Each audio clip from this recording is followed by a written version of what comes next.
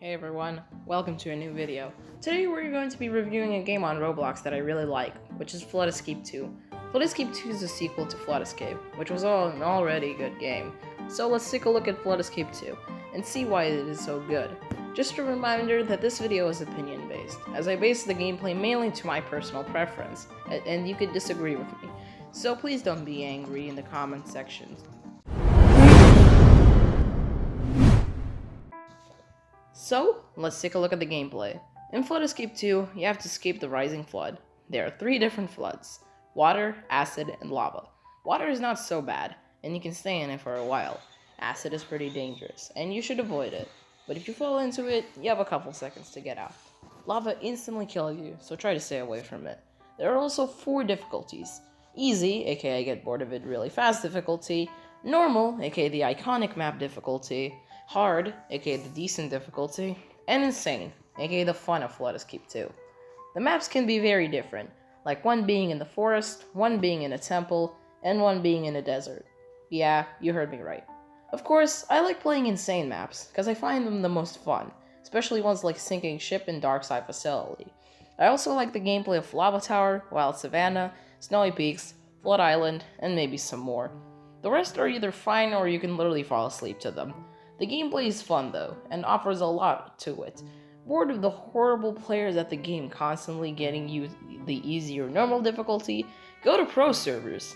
Honestly, I have a better time in the pro servers because everybody knows what they're doing, and it's easier to get to the more fun maps. Although there are still some trolls in these servers, which really kills the fun of the game. And here's a thing that I dislike, and which is not the game's fault: the annoying players. Some of them just don't press the button, some of them go in a glitched area and sit there until time runs out, etc. Again, it's not the game's fault, but it's just a small nitpick. Although you can just go to pro servers since there aren't that many trolls there. So in my opinion at least, the gameplay is fun and exciting most of the time, and there's nothing really wrong with it. Now the building and scripting of the game. The building in this game is amazing. I love the designs of basically every map, because they are always unique in their own way. Each map has something about it that makes it stand out. While there are some that are more memorable, like Dark Side Facility, Flood Island, and Oriental Grove, that's mainly because these 3 are the best of the best. It's just I like the landscape of these maps. They're simple but with a lot of effort put into it. The scripting in the game is also good.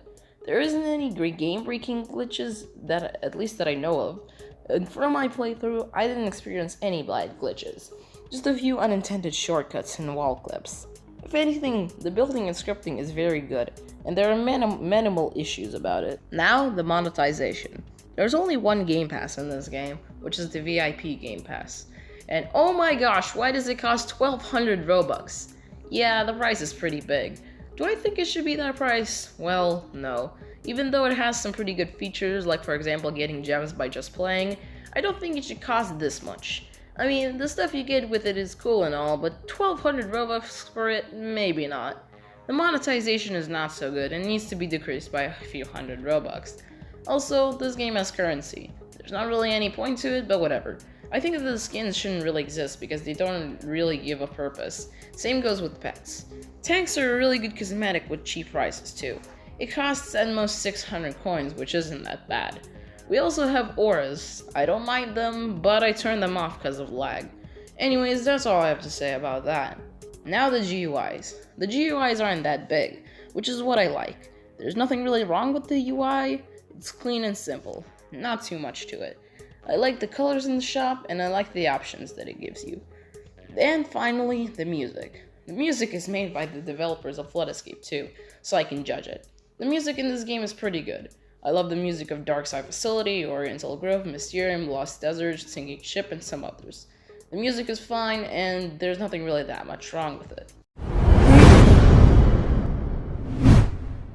Of course, I have been really repetitive throughout the video about how good the game is in every aspect, which is why I will just start complaining for a little, because I think I need to. The easy maps are so boring it's insane. They definitely need improvement. The secret area is really ugly. I hate the colors. Some of the stuff in the shop has no purpose of existing, and some other things I'm forgetting. Anyways, I give this game 7.5 out of 10. It's an amazing game, but if you beat every map, it gets kind of boring, since updates for new maps are kind of rare, and I can't blame Crazyblox for that. Anyways, I'm finally done. Me editing this will probably have a mental breakdown once he's finished.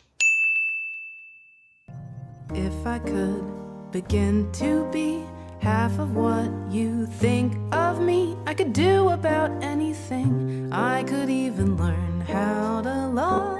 Hey, so I got like a new outro thing. I hope you like it. Also, leave your thoughts on this video in the comment section and join my Discord server, link in the description.